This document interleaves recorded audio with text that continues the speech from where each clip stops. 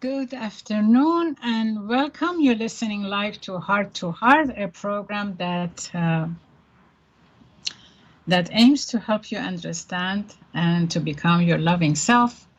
I'm Dr. Mitra Rashidian. I'm a licensed marriage and family therapist and a certified sexologist in private practice in beautiful Encino, California. And today I'm here with my wonderful friend, colleague, business partner, and much more, Dr. Robert Jaffe. Thank you. Welcome, everybody.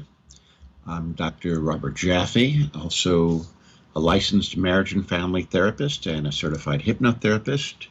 We're here together to share with you some of what we've learned over many years of study and practice, the goal of which is to feel more loving and more joyful every day of our lives.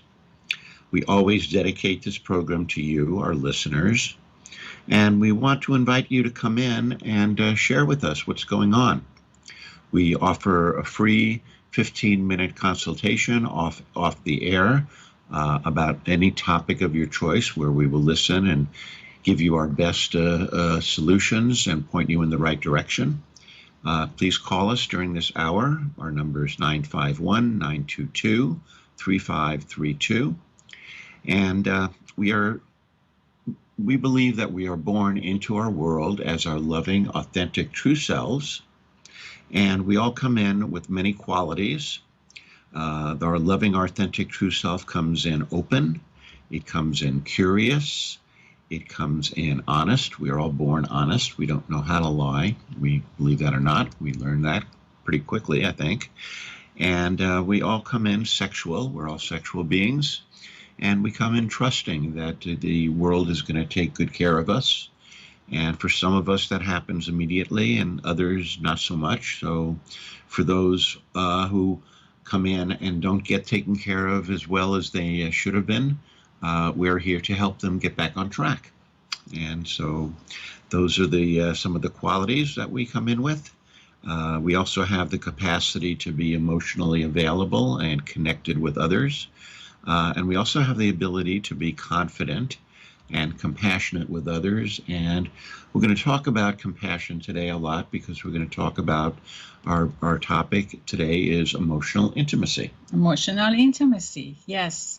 And before we go to the topic, I'd like to invite you to also watch us on our YouTube at heart-to-heart.online/YouTube. And like Dr. Jaffe said, please call us and talk to us about what you are interested to listen to, for us to discuss. And we thank you for giving us your hour on Thursday afternoon. So, Dr. Robert. Yes, ma'am. We're talking about emotional intimacy. And the reason I thought of this topic for today is because, for one thing, it's pandemic time in our life. Mm-hmm. And many things has changed, mm-hmm. including how couples are connecting with each other, mm-hmm. right? So there used to be lots of physical intimacy, mm-hmm. right? But clearly, many people, from what I hear, from what everybody says, or from here and there, we hear that people are kind of away from that physical, connection, because of the obvious reasons that we have discussed in the past. Skittish. They're skittish. Right, yeah, right. Yeah. They're a little bit reserved, and right. Wait a second, how safe is this? How safe it is, exactly. Mm-hmm. So that's one reason that made me think about emotional intimacy. At the same time, with the existing couples that I'm working with, and from also information that I hear from colleagues and materials that I read myself, and many other podcasts and everything, other books, other experts. So what we say is that when a couple comes in, usually they come in for a relationship problem, right? Something's not right in their relationship. Yeah, unfortunately, people only seek therapy when there's a problem, right? Which of course makes sense in the sense that, okay, why else would you go, right? But there are people sometimes who come in and say, we have a really good relationship, a few little issues, but we really want to deepen our relationship. Right. And we're hoping that that becomes more the trend. Right. So there's that one group. Yeah. Right.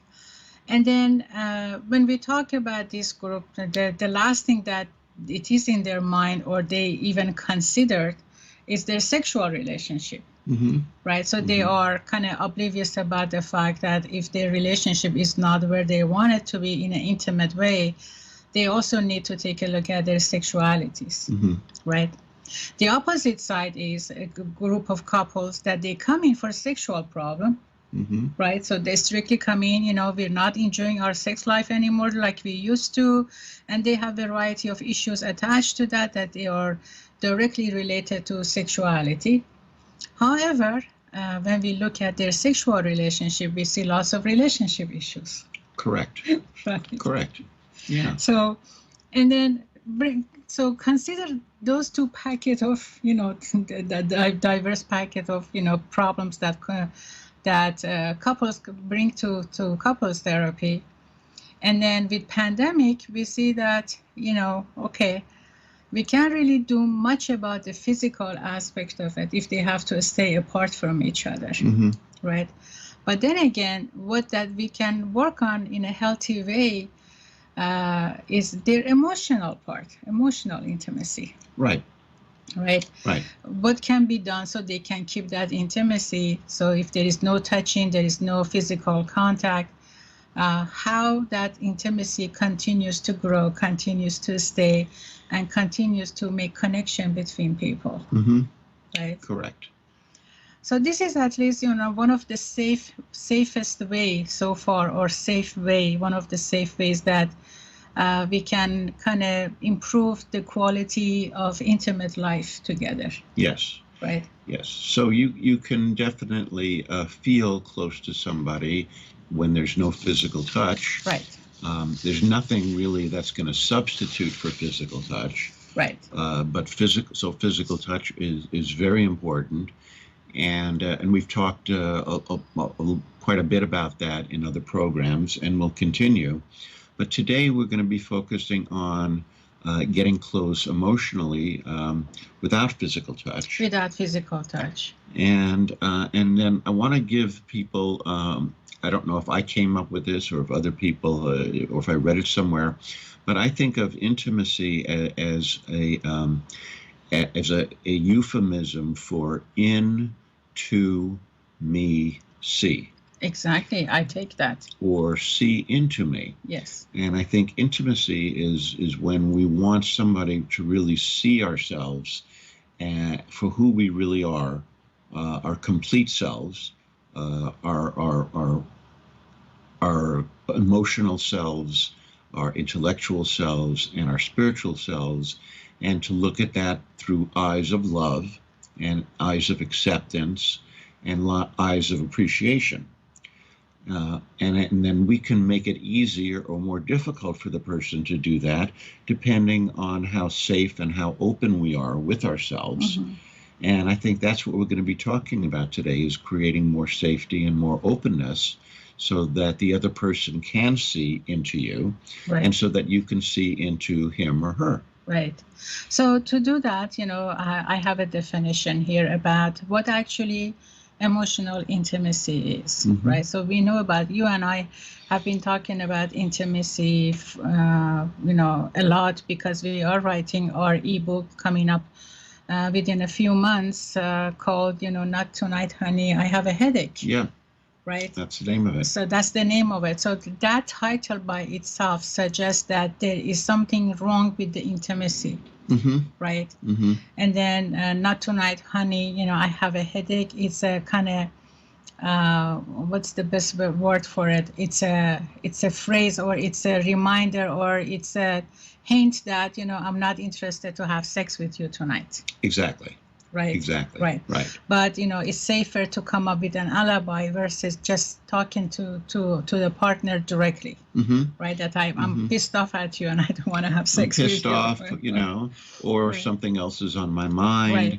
Right. But being afraid to say it or sometimes not even knowing what it is, just knowing that you're not in the mood. You're not in a mood. So, Right. which thinking about all of this during the past week, and here listening to my clients, and I realized, my God, that emotional intimacy is kind of fading away for a variety of reasons. There are fear factors in society. There are fear of loss of job. There are fear of, what to do with children, financial situation. So all of that, each one of them on their own, if they are good enough to preoccupy, couple's mind, and then pull them apart from each other, and then believing that one cannot help the other one, or they have other expectations. So emotional intimacy is a factor that, is like a main glue, in my opinion, that brings couples together, right? Physical intimacy by far, has its own value and its own importance, and we cannot exclude that from relationship. Otherwise, sex is not going to happen, right? Right. But then again, without emotional intimacy, sex may not happen. Correct. Right. Correct. So, or oftentimes sex does happen when there's no emotional intimacy. Well, that's different. But no. But I was going to say, and then it becomes boring. Right. Because there is no emotional intimacy. There is no emotional intimacy. Yeah. So if I want to give a definition to emotional intimacy, I would say emotional intimacy. Sorry. Okay. It involves, a perception of closeness to another that allows sharing of personal feelings, accompanied by expectations of understanding, affirmation, and demonstration of caring. Right. And where did that definition come This one from? is from Wikipedia, my favorite website. Wikipedia. Okay.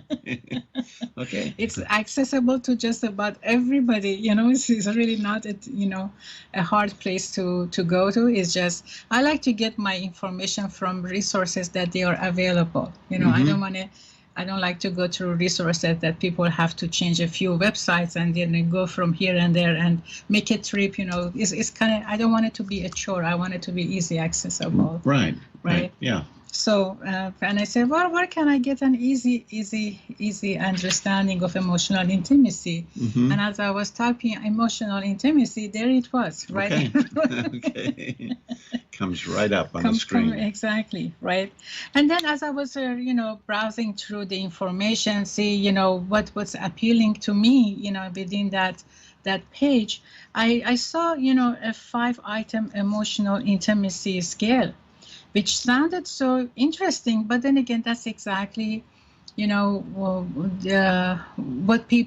couples are looking for, And this one is by Sinclair, and and I kind of download that to see what that is, and I like to go over it after our commercial break, which is coming up in a few seconds.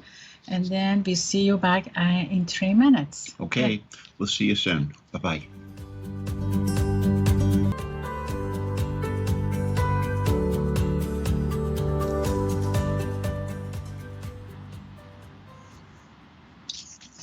Welcome back from our commercial break. This is Heart-to-Heart program at KMET 1490 AM. ABC News Radio. For those of you just tuning in, our discussion today is about emotional intimacy, and we're offering this program because it's pandemic, and we're trying to offer help into how to maintain, intimacy if physical intimacy is not possible, how to stay together emotionally. Exactly. Right. And then please call us. This program is for you. 951-922-3532. And if you are the 4th caller today, you're going to receive 15 minutes free consultation offline with either myself or with Dr. Robert. And also, please introduce this program to those that you believe they may benefit from this program. And thank you for sharing your hour with us. And you can also visit us at our YouTube, heart-2-heart.online/YouTube. Great. So you were about to go into... I'm about to go to fundamental components of an fundamental intimate... components. Okay. Right. So Why don't you give us one and let's talk about that one? Them. So this, of course, depends on how each person responds to these questions, right? However, one of the first component is that when I know about somebody that I want to be intimately connected to, right, emotionally, I want this person to completely accept me as I am. Right? Right. So what exactly that means, completely as I am, right? Right. So when we talk about accepting someone, of course, the big word that we use a lot in therapy and in life is judgment. Judgment. Right. Yes. So what is judgment? Judgment means that you've made you have formed an opinion about the goodness or badness, or about the rightness or wrongness of something or someone, and you let them know in no uncertain terms that you have made that judgment about what they're talking about or about them. Right. And we think, okay, if we've made a positive judgment, it's okay. And certainly people are much more accepting of positive judgments. But any kind of judgment really is not what people feel the most comfortable with. What people feel the most comfortable with is a connection. Right. And when we judge, we are putting ourselves in a one-up, one-down relationship. Right. Right. So that when we do that, and we are putting ourselves in the one-up place, the person sort of starts to feel a little uncomfortable. And then, of course, if we're making a judgment, and unfortunately that's going on throughout the world a lot today, where not only are we making a judgment about people's different philosophical or political views, we extend that to making the judgment about the person who's saying it. Right. So if you have that view, you must be stupid, ridiculous, an ignoramus, a liberal, whatever it is, and you put that person into a category which then keeps you feeling better than the other person, but doesn't ever help you connect to them, nor really ever help you work out any differences. Right. Exactly. So, with that judgment, the expectation is that the person needs to agree to a certain level of change in them. Right? Because otherwise, why would we make a negative judgment? Why wouldn't we accept somebody as who they are? Right? So the minute that there is a need to be changed, or that's what one applies, or wants or requests, that definitely takes away from that emotional connection and emotional intimacy. So say a little more about change. I'm not quite following. Okay, so if you lose 10 more pounds, you're going to look great. Okay. That's good. Yeah, that's good. Yeah. Right? Yeah. And if you only realize this, then you would understand. Then you would understand. Yeah, exactly. Yeah. So we're talking about emotional connection and emotional intimacy, and you're saying that we need to let go of judgment and accept the person for who they are. For who they are. There are times, of course, that there are behaviors or attitude that they may not, be acceptable or pleasant or agreeable, not necessarily bad. However, two people may not kind of be able to accept certain level of behaviors. I think instead of making a judgment about those behaviors, actually, I don't think I strongly believe in that, so I take that back. We need to understand what's behind the behavior, what prompts the behavior, what prompts the attitude. And then that's how we get to know the person. And that's the meaning of the person completely accept me as I am. If you are able to get to that level, so put our judgment, put our differences aside, right? And then understand the person as a matter of fact. That understanding is the key factor. Yeah. Right? So now there are many behaviors that people exhibit that may not fall into that category. Right. if the person happens to like mayonnaise on their French toast, or if they happen to like to start, putting the toothpaste thing from the middle rather than the end of the toothpaste, and they're squeezing it. Those are behaviors that may not fall into that category where you need to understand them. But those are things that still people make judgments about. Exactly. Yeah. And I think it's really important to talk about why we have that need to make the judgment, Right. which is to feel in the one-up position. Right. Why we need to control. Why, you always don't get it. You always do this, So these are all judgment talks that not only doesn't do any problem solving, but also it creates distance between two people. Right. Even if they live together. Mm-hmm. Right. Yeah.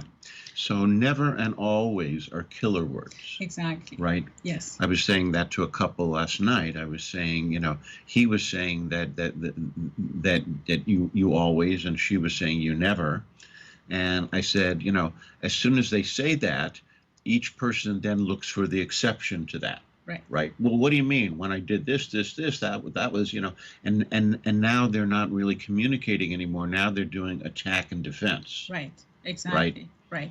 And that never, seldom comes to a resolution in a good way. Mm-hmm. Right. Yeah. So the aim is not to create a distance, but the aim is to create, closeness, but not making judgment and understanding each other. Right. Right. Right. The second element is I can openly share my deepest thoughts and feelings with this person. Wow, that's such a heavenly, such a amazing place to be in life, when one feels that they can open up and share and talk without having any fear, without having any concerns that, no matter what I say about myself, this person is going to get me. And even if he or she doesn't get me, they are able to just listen to me. And, I'm able to talk. I'm able to be myself. I feel safe. I feel wonderful. I feel great. Yeah. And that's a really good point. And thank you for bringing that up. Sure. The thing that I'm thinking right now is, how many times, and you've been doing this for many years, and so have I, but how many times does a client come in, sit down and talk, and all we do pretty much is listen. Right. And at the end of the session, the client says, wow, that was a great session. Right. And we didn't really say much. Right. But we really listened attentively and let the person know that we heard them. Yes. And I think so many people are missing that in their life. That I want to express myself, but if the other person seems not only doesn't, whether they care, but whether they're distracted, are they doing something else? I don't like it when I'm on the phone with somebody and I hear some noise going on and they go, oh no, I'm cooking, but we can talk, Now, of course, I'm not going to say stop cooking, but I might say, certainly if I'm expressing something that's of meaning to me, right. You know what, I think I need a little more attention than that. I'm going to hold off until I have your full attention. Yes. Yeah. Yeah. I mean, when we say, to be able to share my deepest feelings and thoughts, like you said, Dr. Robert, we need somebody who can be attentive to us at that moment. And by that, it's not just to, they're not just going to lend us their ears, right? Mm-hmm. They are also doing their own observation. They're just looking at us. So we can share, listening is not just listening to words. Listening is to understanding the person. Right. Right. Right. To be able to be empathic. We don't need to necessarily come up with saying something or responding anything, just listening and holding hands, even not holding hands if you can't, but just listening. And then just all you need to say is, I got you. Mm-hmm. Mm-hmm. Yeah. And every single one of us is more alike than we are different. Right. And there are, and I think a lot of people really don't understand that, and they say, "What do you mean? We're all totally different. We all look different. We all think different. we all like different foods. We all, enjoy different things. And I say, yeah, that's of course that's true. And so we are all unique in that way. But in terms of how we are the same, that's the bigger picture, because we all have bodies. We all have bodies that are the same. All our organs are in the same place. Our face, our nose, our eyes. Our bodies all work pretty much the same. Right. And even more importantly, our emotions are all the same. Now, what makes us feel a certain way, sad or angry or upset or disappointed, those are situational things, but we all have the same feelings, which enables us as psychotherapists to work with a 15-year-old boy or a 60-year-old woman, because the emotions are all the same. Right. And as human beings, we can relate to that. And that's what we're advising everybody to say: listen to the music that's underneath the words. Exactly. And that's a very good point. I had a few days ago that as I was talking to them, so the gentleman said that he's so afraid to sit down with his wife and to talk, because the minute that happens, he feels like he's in therapy with her, and she's not even a therapist. So I asked her to explain that a little bit, and then he said that the minute he talks about how frustrated he is or whatever emotion he's experiencing, the wife tries to correct him, tries to diagnose him, tries to come up with solutions, tries to do many things. Tries to fix him. Fix him, basically. Yes, thank you for that. Yeah. And then he said, all I'm asking is for you to listen to me. And she couldn't understand it. Yeah. She just Right. couldn't get it. She Yeah. just, and then we spent the whole entire session to help her understand what exactly listening means. Right. Yeah. And so I have said sometimes to a client, or when I see them interacting with each other, and they're not really listening, I ask them, I say, are you listening to understand, or are you listening to respond? Okay. Right. Because oftentimes people will begin to talk, and even before they've reached the second sentence, the other person is like wanting to interrupt and say what they think, because they're listening to respond, and they're not trying to do anything bad, but they can't wait to say what they want to say, so that they're not actually hearing what the other person's meaning is, because they're not giving the other person a chance to really fully express themselves. Exactly. I have to say something personal here myself. I used to be actually that way for the most part. I used to feel that I'm in a position that, if somebody wants to share something with me, I have to jump and fix it and help. And that's how I showed my care, only to realize that how wrong that was. Well, yeah, I mean, it's not. I don't think of it as wrong, but I think for what was needed at the time. Yeah, right. yeah. Right. And again, your intention can be great, right. And I'm sure yours has been. But what that does is it deprives the other person of fully expressing what's going on inside of them. Right. And sometimes it's even harder as psychotherapists, because we have so many tools in our toolboxes how to help somebody, and what they may just need is for us just to be real good listeners and let them know that we understand, and let them know when we don't understand, so that they can then say it in a different way. Right. So this is a skill that definitely can be learned. I had to learn it even as a therapist. I had to, go to therapy so I can learn how to, how to understand without trying to solve immediately. Right. And this is how another person is able to share their thoughts, to share their feelings, and get the idea, get the sense of that, yes, the person who's sitting next to them, they're just there to support them with the thoughts and with the feelings. And sometimes, that is needed. Sometimes people need to just sit with their thoughts, to sit with their feelings and experience that and make sense out of that. Absolutely. So then if we don't listen, and if we try to fix, we're not doing them any help. We're not helping with the intimacy. We're not helping each other at all. Yeah, and the last thing I want to say on this particular topic is, when we try when we try to fix the person, what we're doing is we're telling the person that they are a problem, Right. not that they may have a problem, Right. but here's what you need to do. Here's how you need to be in the world in order to be okay.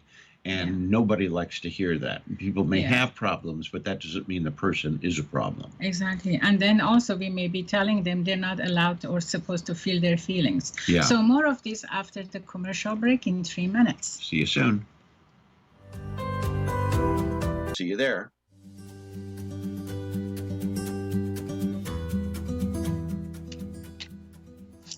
Welcome back from our commercial break. Dr. Mitra and Dr. Robert here. Topic of today is emotional intimacy. And, you know, we have so much fun during our commercial breaks because we reflect on these topics and we come up with our own ideas that, you know, sometimes we better not discuss them online because it's a reflection of who we are, you know, in our private life.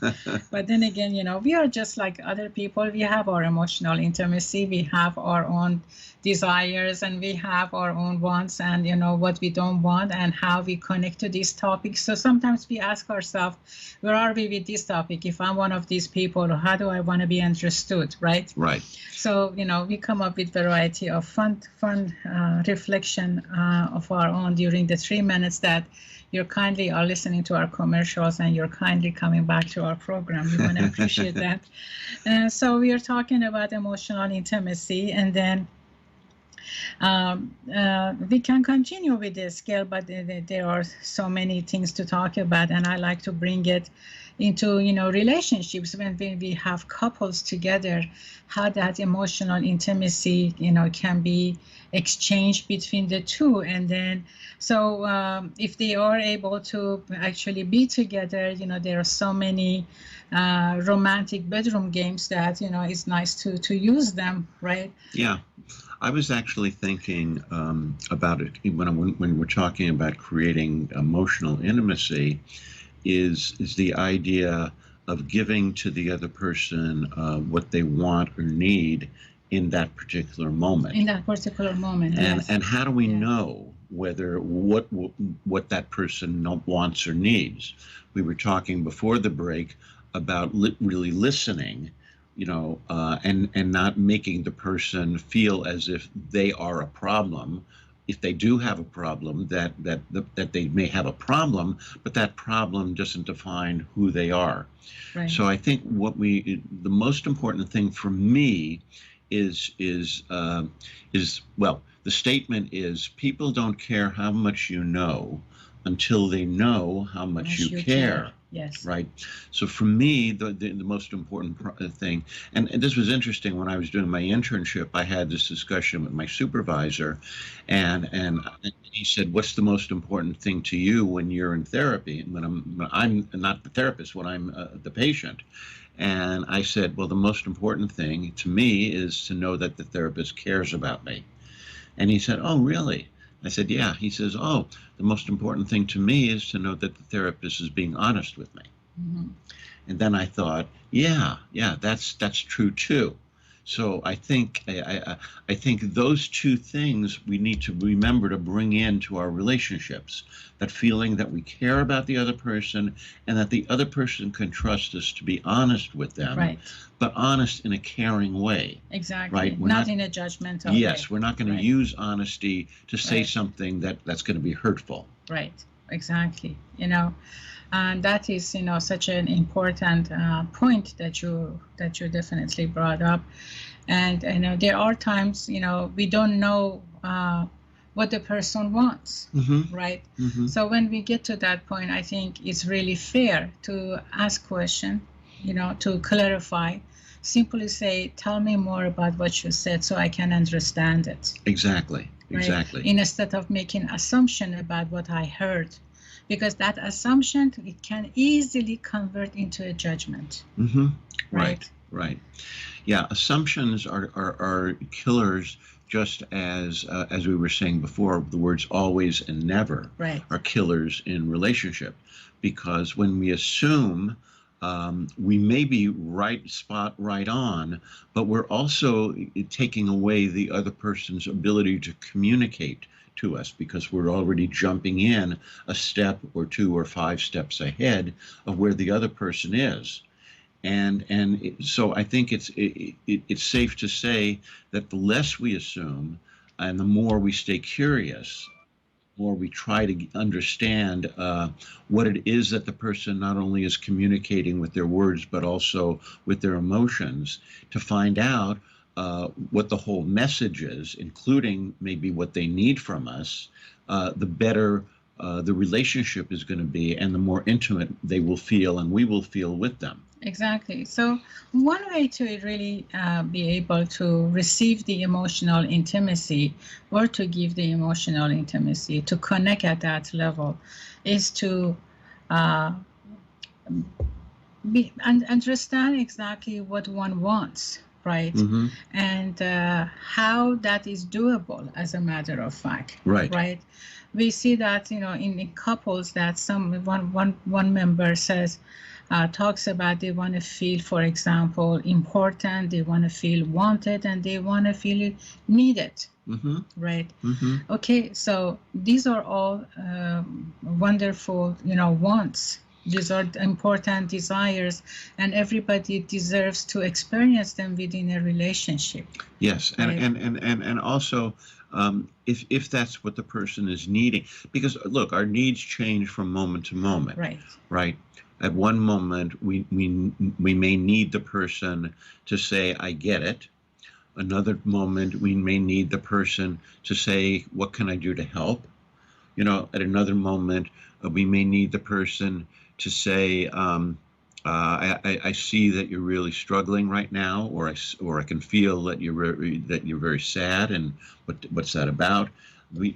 How to be with somebody is being able to be in the now moment with them and attuned to them, and that needs to be the basis for intimacy, is that attunement.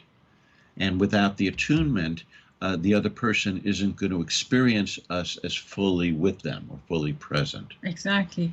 And the other things, we need to be mindful of.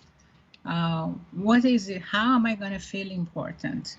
How Mm-hmm. am I going to feel needed? How am I going to feel wanted? Mm-hmm. Right? Because the expectation that one may have could be real at a realistic level, could be not. Mm-hmm. Right? Right. And then the relationship is not just about one person who wants to be needed, who wants to be wanted, or who wants to feel important. Right. Right. In particular, in an intimate relationship, that's reciprocal. Both parties, they want to feel that way. Mm-hmm. So it's not the responsibility of one partner to just provide and take care of the need of the other member of the relationship. Correct. Right? Correct. And we see that sometimes, male or female partner, doesn't matter, they say, oh, he doesn't make me feel, or she doesn't make me feel wanted. I'm doing everything. I'm buying this, I'm doing this, I'm cooking, I'm cleaning, and I'm attending. I'm always there when he or she wants me to, but it's never enough. Mm-hmm. Right. And sometimes they will say it's never enough. And if the partner is sitting there, the partner may be surprised, because the partner may say, well, no, it is enough, and I think it's enough, and I don't know where you're getting that idea. But then the first partner will say, well, but you never say thank you. Right. Or you never say I appreciate it when that you did this. You just kind of take it in and accept it, and I don't know that you're happy about it or pleased, because the other person isn't communicating that how they're feeling when they're being given to. Right. And then when the one person continues to take care of, to provide the need, to provide the importance and everything, it becomes sort of a responsibility for that person to keep doing it. Yes. Yes. Yeah.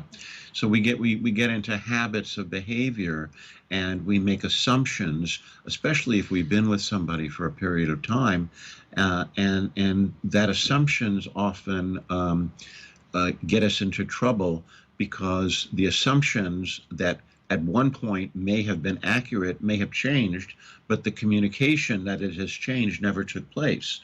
So we're still acting as though the other person is wanting that. That happens in the bedroom a lot. Right. where we find a routine where it seems pleasurable and pleasant for both parties, but then they keep doing it, and at some point one or both of the parties starts to say, well, I wish we would do something else, but they're afraid to say anything. And so they keep doing it, and then eventually one partner starts to withdraw, or become critical because they're not getting what they need, not realizing that they haven't communicated really what they need. And that's a good point. And related to that specifically, as a matter of fact, one of the reasons that I have heard from my couples and other people that when one member of this partnership talks about bringing something new and they actually introduce something new, that becomes questionable to the other partner. How did you learn this? Who introduced it to you? Why did you look for something else? Right. Wasn't I enough for you? Wasn't what I did enough for you? Right. So the person kind of feels being demeaned or kind of being not important in the relationship. Or suspicious. Right? Or suspicious, yes. So there are factors that may be in a way of preventing emotional intimacy. Right. Right. And couples, it's important to be mindful of what brings them up, how do they develop, right? How are they able to talk about them? How they are able to understand it, right? And come up with a mutual decision or a resolution about the differences. Right. I was talking to one of my clients who's married, and his wife has put on weight, and it's a turnoff to him. And so I said to him, have you discussed that with her? And he looked at me like I was crazy. Like, how could I say something like that? And he's not light either. He's overweight. So he said, first of all, he says, I'm not, I can't be throwing stones at her when look at me. I need to lose weight too. And I said, that's not really the issue. I said, the issue is how open do you feel to talk about things that are uncomfortable? And the same for her. Maybe your weight is fine for her, but it's not fine for you, or maybe it isn't fine for her, and you're both acting as though nothing is wrong. Right. So being able just to talk about the issues is the beginning part of deciding whether or not you can or wish to do something about it. Yes. So being able to talk about it and being able to listen to it. Exactly. Being able to listen. Listen to it without creating a judgment, without, feeling being threatened, without being, feeling that suspiciousness, without feeling, anything negative that this topic, the situation may bring up. Because there is a very, very thin line between emotional intimacy and judgment, right? So when couples come in and they talk about their differences, and when we listen to their stories, we see how that could have been prevented if they both would have taken their time, right, and just listen without reflecting, without doing anything, and just take in what was heard, what was said, right? And then ask for clarification, and then ask for more information, and then ask permission to talk about it. Right. And I think that's very crucial. Instead of jumping into trying to say something, right, which doesn't allow the full picture to be revealed of what's needed to be, shared. That jumping in the middle, and it's kind of cuts off the essence of the closeness that needs to happen. Right. Exactly. Yeah. So I was saying a few minutes ago, that my thing in therapy was that the therapist cares about me, and that my supervisors was saying, I want the therapist to be honest with me. And of course, both of those are not mutually exclusive. But being honest, it also involves the way that you say it. Right. Because if you don't say it in a caring way and let the other person know that you care about them, but that this is still coming up for you, and you want their help in understanding it and maybe resolving it or maybe not resolving it, but at least being able to talk about it openly and honestly. Yes. The fact that you can't talk about it is a barrier to the intimacy, to the emotional intimacy, and often also the physical. And yet people are afraid because it's so sensitive that if they do bring it up, it's going to lead to the exact opposite of intimacy. It's going to lead to defensiveness. It's going to lead to negative judgment, name calling, and so it's going to make things worse. And so it becomes what we would call in therapy the elephant in the living room. Exactly. It's the thing that's sitting there that everybody knows about, but nobody can comment on. Right. And so to conclude this, the best way is to just, ask, how you can help without first offering the help. Exactly. And we like to talk about this more, but we are at the end of our program. We would like to invite you to listen to our program tomorrow at 9 o'clock, where Dr. Jaffe is going to offer another episode on addictions, trauma, codependency, and relationships. So until then next Thursday, we are here again to listen to the same program. And until then, tomorrow and next week, all you need is love. Love, love, love. Have a wonderful afternoon. Have a great weekend.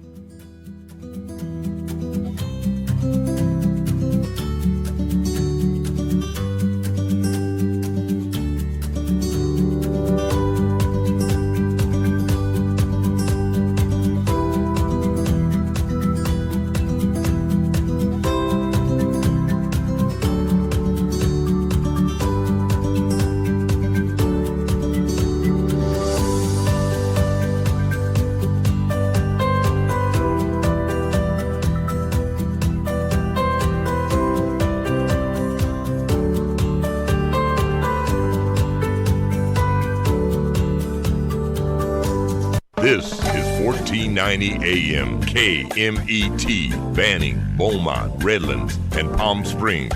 News, talk, sports. From ABC News, I'm Daria Albinger. President Trump making a big decision about the upcoming Republican National Convention, canceling the events that were to be held in Jacksonville, Florida, including his acceptance speech. I care deeply about the people of Florida and everywhere else, frankly, in this country and even in the world, who would be coming into the state, and I don't want to do anything to upset it. A small group of GOP delegates will gather in Charlotte, North Carolina, as scheduled. Today, Florida set a new record for daily deaths, but Governor Ron DeSantis says cases are trending down. I do think that we are, going to head in a better direction here shortly. But in the meantime, just keep it up, because a lot of people are very proud of what you're doing. Cases are beginning to fall in parts of Arizona. We're not seeing a decline everywhere. So I'd ask you to continue to stay vigilant. Governor Doug Ducey, Senate Republican leaders, and the White House are still working on another COVID-19 relief plan. The sticking point between Senate GOP leaders and the Trump administration appears to be what to do about the soon-to-expire $600 per week unemployment insurance boost.